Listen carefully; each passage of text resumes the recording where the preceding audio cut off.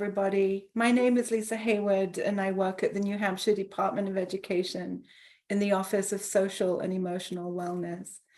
And today I'm really honored to be introducing you to two of the most amazing speakers in New Hampshire.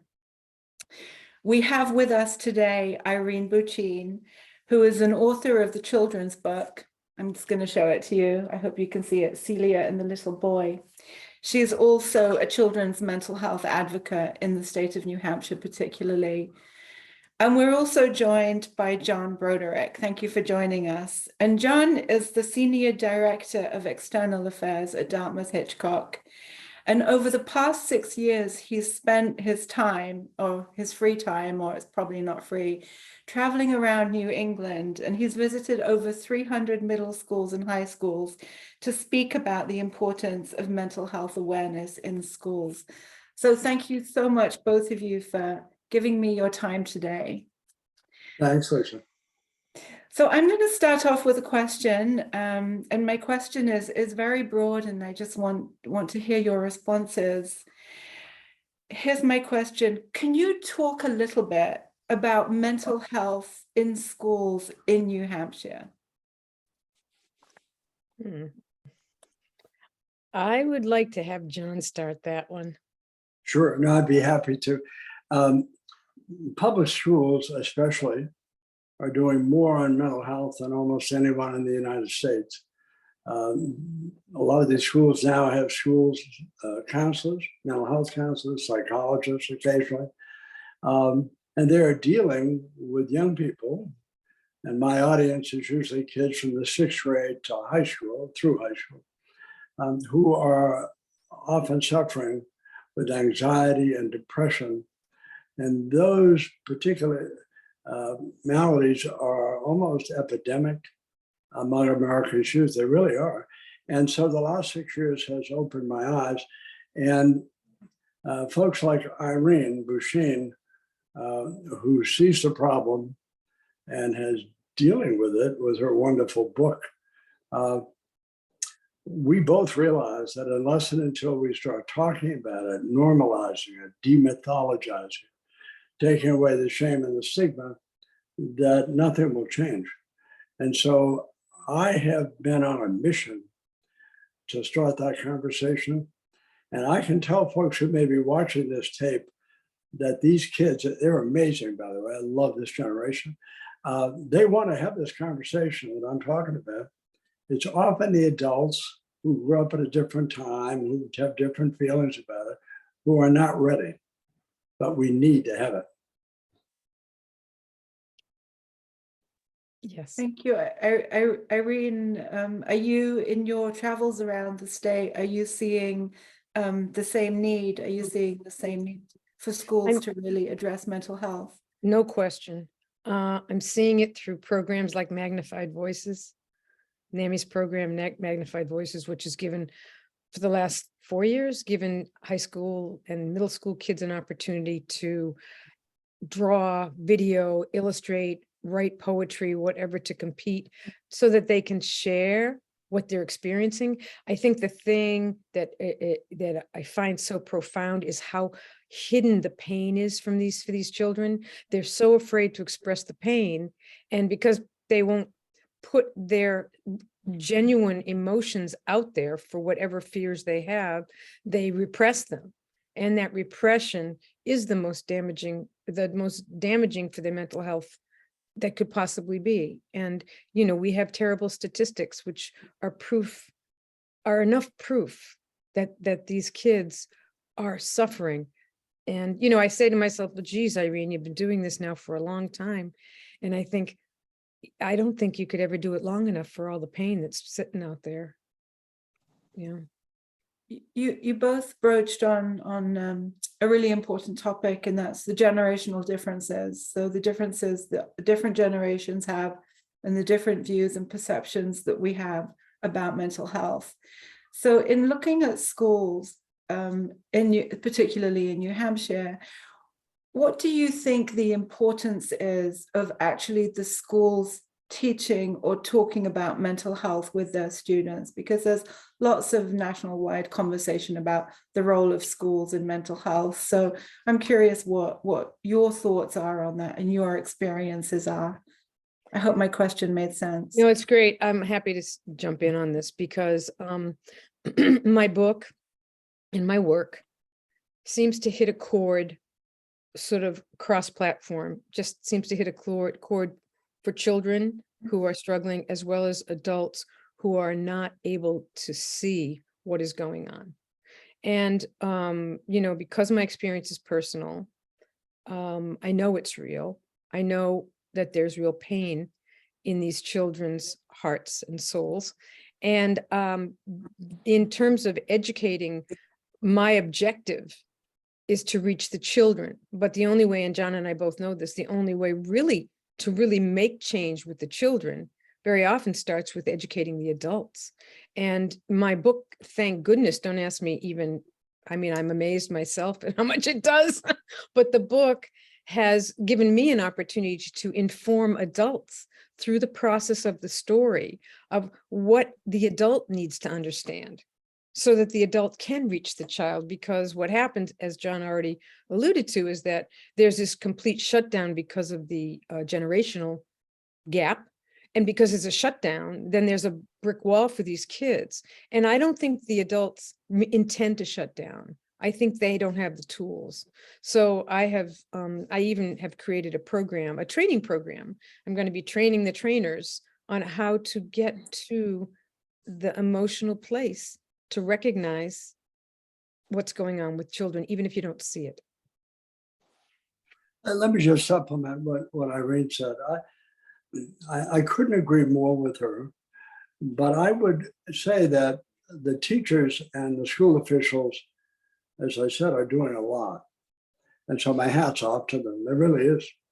But we need to reach parents.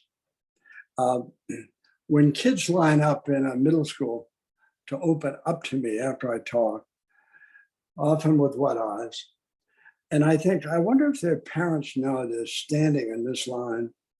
I wonder if their parents realize what I now see. And it's not because they're not great parents. I mean, parents love their kids. There's no bad person in this equation. But it's been unsettling to me after 6 years. And I honestly think that if people were at my elbow in those gyms and auditoriums for those confided conversations, they would realize that we need to do something. And it's not that hard. Irene's book, which I do love, allows people in. And it's great for first graders. It's great for 60-year-old people. It allows a conversation to happen. And what I've done in the last 6 years, I don't think anyone's ever done it, to be honest, not because I'm special, but no one's driven 100,000 miles to talk to 90,000 kids about this topic. And so because I want to reach parents, Dartmouth Hitchcock said, why don't you write a book? I'm not making any money on the book. Trust me, I'm not. And so I did. And it's called Back Roads and Highways. It's on Amazon. So if anyone's interested, they can buy it. It's pretty inexpensive. I don't make a dime. Dartmouth doesn't make a dime. But it's a way to say to parents, this is what I've hugged. This is what I've seen. And finally, this is what I think is driving a lot of this. Social emotional health in my childhood, 100 years ago, used to be in the oxygen. It was in my house. It was in my neighborhood. Today, it's not there in many cases. And these kids are being shortchanged. And we need to start at a pretty fundamental level. And we need to start with young children. That's why Irene's book is so powerfully important. And hopefully, you know, you can, I think you've got a copy of your book on your desk. If you could at some point just pop it. I do. It's always nice for those of us who process information visually to actually see it. Thank you. Nicest part of my book is the cover. Okay. No, don't shortchange those stories, John. Don't shortchange those stories. No, it's not true, but I would like people to read about what I'm hugging. Mm-hmm. And it's real. Mhm. And Irene, when I met Irene and I read her book, I thought, oh my God, this book should be in every school in New Hampshire. Every parent should be reading it to kids. Teachers should be doing it. I mean, what are we waiting for? Mm. Why are we waiting? The Surgeon General of the United States last December issued an advisory, which is unusual. He said youth mental health is a national crisis. The American Academy of Pediatrics a year ago, July, said it was a national emergency. And we need to open the conversation. Irene's book does that. Mhm. It does. And again, Irene's book is Celia and the Little Boy, and we'll link that information to this recording. We spoke very quickly and briefly. You touched on the topic of the stigma around mental health. Depending on our generational differences, our backgrounds, maybe even socioeconomic backgrounds, different members in the New Hampshire's, in the different communities in New Hampshire have different responses to youth mental health and stigma around it. But my next question really kind of hones in on students, on youth themselves, and maybe Celia, it speaks to some of the topics in your book. But how can students support each other? What would you, and students might not be watching this, but educators will be. So what can educators do to encourage students to support each other around the destigmatization of their mental health, and to talk about their mental health, and to reach out for support if and when they need it, or even on behalf of a friend? Well, I need to bring right up to date here is that on October 4th, I've been invited to speak or use my book as an entryway to a topic called Grow With It, which is led by students who all have experience with mental illness, including the junior governor, Charlie Olson, and 2 other students, high school students. I don't know how old Charlie is, but the other 2 are probably 15, 14, and they're leading this program called Grow With It. And that is an initiative that came out of having the opportunity to express themselves about mental illness through that magnified voices. And what it's done is it's created this junior panel of kids who want to talk to kids. That is their goal. They want to say to other kids, we see you, we are you. And so I am really thrilled. This is run by the New Hampshire mental health, I'm sorry, and it's going to be at the Sauhegan High School on October 4th. You have to sort of physically be there, but it's also it's just a segue into what could continue to happen. And I'm hoping that it really helps these children start to bring on their voices for their purpose of their friends. One of the things I'll just add, in my travels, I've been to a number of high schools that have mental health clubs, student clubs. These kids are great. They tell me about it. They're proud of it, and they should be, for heaven's sake. But schools are providing that forum. The Department of Education in New Hampshire, and maybe in other states, but certainly here, they are offering trainers for mental health first aid for adults and for kids. And I remember my first experience learning about that was at Hanover High School. I met with 2 young women who were trained. It's about 6 hours of training. So they know what mental health is and isn't, and they know how to elevate it to others if they need to. But kids will talk to kids often before they talk to adults. And so having kids trained and informed is a huge step forward. Peer-to-peer is very important. Yeah. And so I'm a big advocate for that. And schools are doing a pretty good job of it. But again, parents need to be engaged because they're only in school 7.5, 8 hours a day. And 16 hours they're somewhere else and all weekend. So schools are not the dry cleaners for American kids. They can't be. No. They're critical because kids assemble there and kids feel secure there. but we need to involve the larger community in this discussion. I can add that there are local nonprofits like Reach One, Teach One, Love One, and some of the smaller nonprofits that have started with one intention, and that's to have teens support teens. And they're all over the country. John Troutwine has the Will to Live in the Carolinas, and there are organizations that are coming organically up from loss and from determination not to let anyone go unseen again. So they are rippling up. They're coming down and they're rippling up. So I just wanted to support John's point. Absolutely. We say so many times, and it's not a cliche, that it takes a village to raise a child. It's truly not a cliche. It's the families, the communities, the school communities, the neighborhood. In closing and getting towards our last question, in all of the schools that you visited, you must have spoken with lots of teachers, lots of educators who are actually in the classrooms working with the children, with the youth, and they're probably knowing that something is going on because teachers are so conscious and so attuned to the well-being of their students.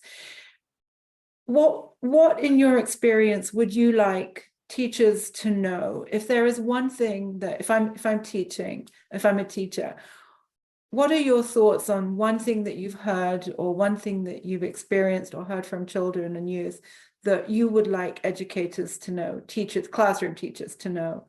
Well, let me just briefly, and then I'm interested in what Irene has to say, but one of the things I've learned, and it's pretty well established in the literature, one trusted adult can make a world of difference to a child. And even though I would like to think that one trusted adult is at home, oftentimes that's not true. Not because parents don't love their kids, but they're too busy, they don't see it. The children don't want to disappoint their parents. I hear that a lot, by the way. And so they keep it a secret. Some of them are afraid to talk to their parents. Some of them have talked to their parents who tell them that it's all in their head, they'll get over it, it's not a problem. That's not an evil or a mean thing. That's just the way we are as a culture. We don't want to talk about it. Parents, teachers are so revered by kids. They're all 10 feet tall. They were in my memory too. I love teachers. And so I think teachers who are burdened with so many things need to make it a point, if they see a kid who seems to be off, to be willing to have a confided conversation. And they probably are going to have to initiate it. When I am vulnerable to kids in the schools I speak at, they open up to me and they don't even know me. But if I were their trusted history teacher, or math teacher, or gym teacher, they probably would have no problem. But the idea that kids are going to come up to you, the teacher, and say, "Can I talk to you?" They're not. And Irene's book, the reason I love Irene's book is it gives permission to have feelings and to learn empathy. And these kids are so busy studying and achieving. Oftentimes that part of childhood, which was part of my everyday, we don't have time for it. So teachers need to be attentive. I know they're busy, but if you see someone, talk to them. I want to just support John over the moon here, especially because I just came from a workshop last Saturday and had the pleasure of meeting Brooklyn Rainey. And now Brooklyn has this organization called One Trusted Adult, and it has just achieved or received a grant.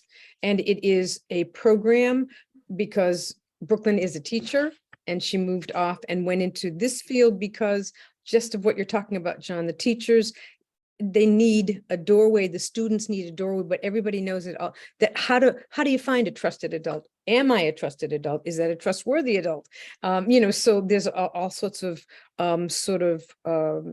layers that one really needs to address to make sure that that's safe and right.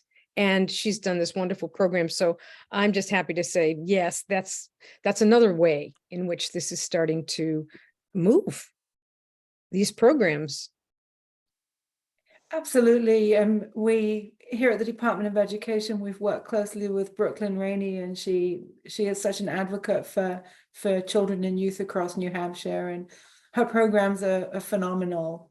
Absolutely. John and Irene, in closing, what would you like to share before we end this session? I know I would love to talk to you for hours and hours, and I'm going to, Irene, I've got your book, but John, I haven't read your book yet, but when we finished, I'm going to go to Amazon and add it to my cart. And if the proceeds go to you, that's also Doesn't matter, right? All the better. all the better for you. But if you have any last thoughts, I would love to Sure. hear. I'd like you to end with Irene, so I'll speak first and then let Irene close out. My thoughts are, I think, pretty simple. My eyes have been opened in the last 6 years in a way that it's hard for me to describe. And most of the problems that I'm seeing and hugging in schools are cultural and socially driven.